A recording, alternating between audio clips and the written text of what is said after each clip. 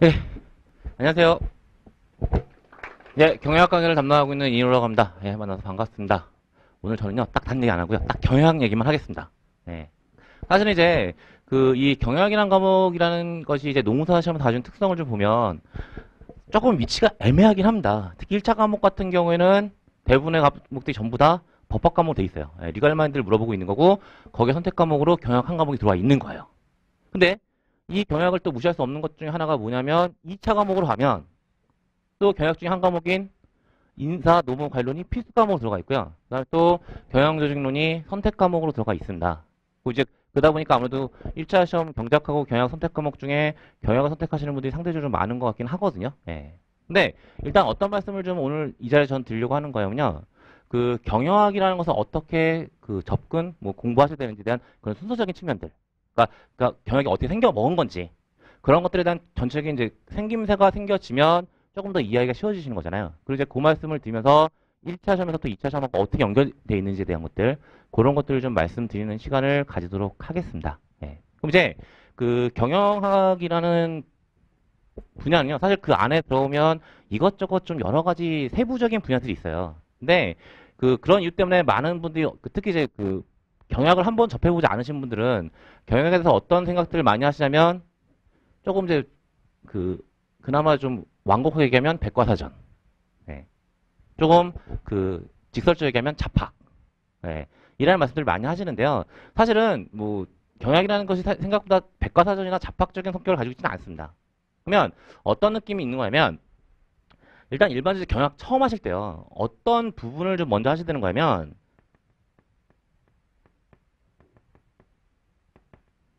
경영학 원론이라고 되어 있는 부분이 있습니다.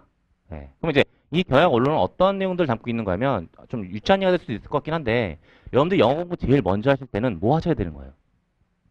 알파벳 외우셔야 되는 거잖아요. 일본어 처음 하실 때는 히라가나나 가타카나 외우셔야 되는 거고요. 그런 식으로 경영학을 처음 하시는 관점에서 경영학에서 얘기하고 있는 기본적인 용어들, 개념들을 좀 익히시는 절차가 필요한 거예요. 그리고 이제 그게 경영학 원론이라고 얘기하는 부분이 되는 겁니다. 그리고 이제 요게 끝나면 그 다음에 어느 쪽을 보시는 거냐면요. 경영학도 분명히 학문입니다. 근데 일반적으로 어떤 분야가 학문으로 인정받기 위해서는요. 어떤 부분들이 포함되어 있으면 되냐면 그 분야를 연구할 수 있는 방법론이 있으면 됩니다. 근데 경영학은 그 방법론을 분명히 가지고 있습니다. 그러면 어떠한 방법론을 가지고 있냐라는 건데 크게 두 가지입니다. 하나는요. 숫자를 사용하지 않는 방법론이 있습니다. 그리고 그런 내용들을 다루고 있는 분야를 뭐라고 과목 명칭으로 이름 붙여줄 거냐면 조직 행동론이라고 이름을 붙여주는 거예요. 그러면 당연히 어떤 의미를 가지고 있는 방법론도 있겠어요. 숫자를 사용하는 방법론도 있을 겁니다. 그리고 그게 바로 뭐냐면 경영과학이라고 얘기하는 분야가 있습니다. 그리고 이제 여기까지 오면 경영학을 본격적으로 하기 위한 준비가 끝나는 겁니다. 물론 일반적으로 시험에서 얘네들까지도 시험 범위에 포함됩니다. 시험 범위에 대한 얘기들은 조금 이따가 다시 드릴 겁니다. 그럼 이제 이게 끝나고 나면 소위 얘기하는 뭘 보시는 거냐면요. 일반적으로 경영학은 기본적으로 뭐 나중에 제가 강의할 때도 말씀드렸지만 기업은 뭔가 목적을 가지고 있는 거고요. 그 목적을 달성하기 위해서 한정된 자원을 가지고 있습니다. 그리고 이제 그 한정된 자원을 어떻게 쓸지에 대한 것들을 고민하는 게 경영학인데요. 경영학관에서 고려되고 있는 한정된 자원은 모두 네 가지입니다. 그러면 어떠한 네 가지 자원이 있는 거냐면 여기 계신 여러분들한테 가장 관심 높은 자원, 기업은 사람을 가지고 있을 겁니다. 그리고 그 사람과 관련된 부분들을 다루고 있는 것을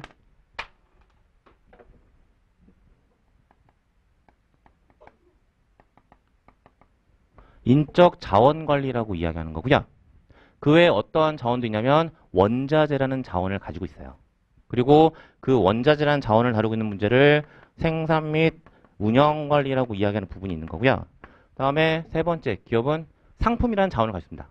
그럼 이제 그 상품을 잘 파는 방법들을 좀 고민해 줘야 될 것 같고 그 고민이 마케팅이라는 분야에서 이루어지는 거고요. 마지막으로 기업은 화폐 같은 경제적, 재무적 자원들을 가지고 있고요. 그 재무적 자원을 가장 잘 쓰는 방법들을 고민하는 것이 재무관리라고 이야기하는 분야가 있어요. 그리고 요게 끝나고 나면 얘네들, 그러니까 요즘 이제 경영학을 얘기하는 건 좀 가장 중요한 건 시스템 접근법. 말이 너무 어려웠던 것 같고요. 나무를 보는 문제와 숲을 보는 문제에서 숲을 보라고 얘기하는 게 경영의 기본적인 기조거든요. 그러다 보니까 이제 마지막으로 어떤 쪽을 정리하게 되는 거면 경영 전략이라는 쪽을 정리하시는 거고요.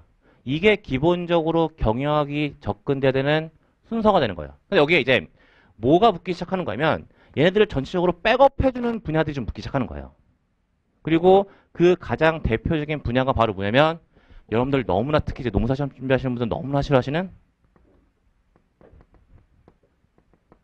회계학.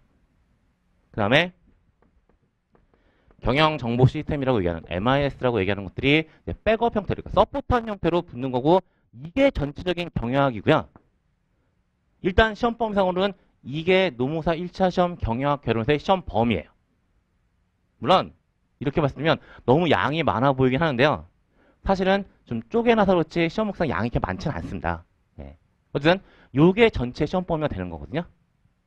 근데 요 전체 시험 범위에서는 이제 어떻게 여러분들이 준비를 하셔야 되냐라는 건데 일단 1차 시험하고 2차 시험하고 연결되는 부분부터 좀 말씀을 드리면 이게 1차 시험에서의 경영학교론의 시험 범위가 되는 거고 그 다음에 여기서 이제 2차 시험을 연결시키는 것으로 가면 뭐가 될 거냐면 요 인적 자원이라고 표현하고 이 부분이요. 요게 이제 과목 명칭이 뭐로 바뀔 거냐면 인사 노무관이라는 과목 명칭으로 바뀌어서 2차 필수 과목으로 들어오는 거예요. 그 다음에 또 하나 2차 선택 과목으로 들어가 있는 경영 과목은 뭐냐면 이 조직행동론에 뭐가 붙기 시작하냐면 얘가 붙기 시작하는 겁니다.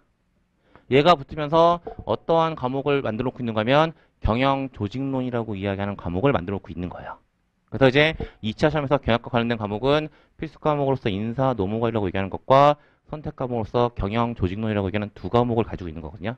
근데 이제 이 구조에서 일반적으로 공부하시는 형태들을 보게 되면 한 가지 형태는 뭐 앞에 아까 김강동 선생님도 말씀하셨지만 2차 시험을 같이 염두에 두고 하시는 분들도 있으신 것 같더라고요. 그리고 이제 그랬을 때 그 어떤 형태들이 많으시냐면 이건 필수니까 어쩔 수 없고 경조 선택하시면서 가시는 형태들이 있거든요. 근데 이제 그런 경우에는 일반적으로 1차 경영학교를 어떻게 대비하시냐면요. 아무래도 이제 요게 됐고요. 이것까지 된 거잖아요. 이것까지 된 거잖아요. 예. 그리고 그러다 보니까 그리고 이제 그 기출문제들을 보시면 아시겠지만 1차 경영학교에서 전체 한 50% 비중이 얘네들의 출제가 되고 있는 거예요. 그러니까 이제 그거 중심하고 나머지는 그냥 기출문제 등으로 해서 얼버무려야지 라고 생각들을 많이 하시거든요. 예. 근데 제가 보는 관점에서는요. 그 접근법은 조금 위험해 보여요. 예. 그러니까 물론 이제 내년도 1차 시험의 난이도가 올해 1차 시험의 난이도를 유지한다는 전제라면 그나마 좀 괜찮은데요. 어쨌든 시험 준비하시는 분들 입장에서는 그러니까 제가 기본적으로 마인드 자체가 뼛속까지 경영을 하는 사람이라서 저 항상 어떤 걸 고민하면서 강의라고 생활하냐면 최소 비용으로 최대 효과를 보는 게 제일 중요하거든요. 그러니까 경영학적으로 잠깐 말씀드리면 효율적인 게 제일 중요한 거예요. 네. 근데 아까 말씀드린 그 방법은 조금 위험해 보이는 겁니다. 왜? 그렇게 하는데 합격하지 못하면 아무 소용이 없는 거잖아요. 그러면 저는 그런 관점에서 어떤 방법이 더 적합하다고 보이긴 하는 거냐면 근데 이건 2차 시험 때는 분명 하실 거니까 그거 쓰시되 나머지 부분들입니다. 얘하고요. 그러니까 얘는 거의 출제되지 않는다고 보시면 되는 거니까 상관없을 것 같고요. 얘하고 얘거든요. 예. 근데 그 일반적으로 이렇게 이쪽 농사 쪽에서 강의를 하다 보면 아까 잠깐 제가 이것 때문에도 말씀드렸지만 일단 숫자에 대한 알러지 반응들 너무나 심하게 가지고 계신 것 같으세요. 아무래도 이제 법학 베이스이신 분들이 많다 보니까 그러신 것 같긴 한데 숫자에 대한 그 알러지 반응들이 좀 심하신 분도 있으신 것 같거든요. 그러면 어떤 게 가장 최적이라고 말씀드릴 수 있을 것 같으면요. 이 상태에서 얘는 이제 당연히 보셔야 되는 거고요. 얘는 당연히 보셔야 되는 거고 요 두 가지까지는 좀 보고 들어가시는 게 안전하지 않을까 생각이 들어요. 예. 왜냐면 이 둘은요. 숫자적 감각 없어도 해결할 수 있는 부분들이 충분히 있거든요. 근데 얘나 얘는요. 숫자적 감각이 없으면 쉽지 않습니다. 그러면 얘나 얘는 버릴 것이냐? 그렇게 말씀은 못 드립니다. 그러면 다시요. 이쪽은 조금 체계적으로 내용들을 그 농사 1차 시험 난이도에 맞게끔 정리를 좀 하고 들어가셔야 될 것 같고요. 그 다음에 이쪽하고 이쪽은요. 그냥 숫자를 다루고 있는 부분이다라고 말씀드리긴 하지만 다행히도요. 기출문제들을 보면 물론 이제 그 아웃라이어들이 좀 있긴 한데 계속 반복적인 부분들에 대해서 물어보곤 있어요. 그러면 이쪽하고 이쪽은 어떻게 하시면 가장 효율적으로 대응할 수 있으신 거냐면 기출문제들만 확인하고 들어가시는 겁니다. 그러니까 얘나 얘에 대해서 뭔가 체계적인 접근법을 가지고 가시는 건 시험목상 비효율적인 거고요. 얘나 얘에 대해서는 그 기출문제 중심으로 가져가시면 될 것 같고요. 얘가 제일 애매합니다. 네. 얘가 제일 애매한데요. 얘 같은 경우는 그러니까 역시나 기출문제 중심이 맞는 것 같습니다. 그러니까 얘를 체계적으로 가져가기도 시간이 좀 많이 걸리는 부분이 없지 않아 있기 때문에, 그러니까 물론 이제 다른 부분에 대한 시간이 적게 걸리긴 하지만 어쨌든 시험 준비하시는 분들은 시간이 생각보다 많지 않으시잖아요. 네. 항상 바쁘시잖아요. 네. 그러니까 일단 다시 이쪽은 기출문제 중심으로 가져가시는 거고요. 이쪽은 2차 때문에 원래 하시는 거고요. 그러면 1차 경영학 개론을 준비하시는 것처럼 요 부분만 좀 추가적으로 가져가시는 형태의 전략이 가장 한목적적인 전략이 되지 않을까라는 생각이 되는 겁니다. 물론 이쪽도요, 분명히 다루고 있는 난이도라는 것이 있는 거, 그 난이도 대표는 조절을 해야 될 것 같고요. 예, 물론 이제 뭐 만약에 저한테 강의를 드시면 그 난이도 조절은 제가 해서 말씀을 드릴 거긴 하거든요. 그래서 어쨌든 그런 형태로 준비하시면 농사 1차 시험에서 1차 경영학은 뭐 크게 무리 없을 거다라고 보여지는 거고요. 그다음에 아까 제 강의 시간 조금 혼란스러워하시는 것 같아서 잠깐 말씀드리면, 저는 이제 이번 주말반에 지금 강의 들어가 있고요.